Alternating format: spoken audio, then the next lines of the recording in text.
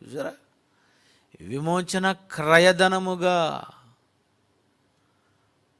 ఆయన నిన్ను విమోచించాడు. ఆయన ఎన్ని లెక్కల నుండి ఆయన తప్పించాడు. ఎన్ని సంవత్సరాల లెక్క అప్పజెప్పవలసిందో అన్ని సంవత్సరాల లెక్క నుండి ఆయన నిన్ను తప్పించాడండి. యేసుప్రభు ఎంత గొప్పవాడండి, ఎంత మంచివాడండి, ఎంత మంచివాడండి. పర్లేదండి, మీ అప్పులన్నీ నేనే తీర్చేస్తానండి అంటే ఏమంటారు? ఏమండి, నా అప్పులు మీరు తీరుస్తారా? అయ్య బాబు, మీకు ఏం చేయమంటారు చెప్పండి అంటారు. పిల్లరా, నీ లెక్కలన్నిటినీ నువ్వు అప్పజెప్పవలసి ఉన్నది గనుక, నువ్వు అప్పజెప్పవు గనుక, నువ్వు పోతావు గనుక నరకానికి. నువ్వు కట్టలేవు, నువ్వు నిలవలేవు.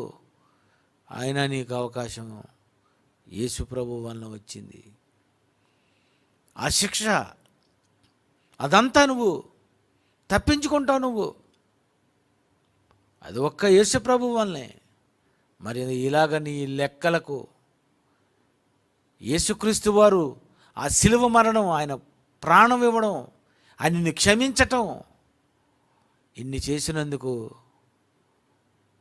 బ్రతికిచ్చినందుకు సువార్త చెప్పొద్దా?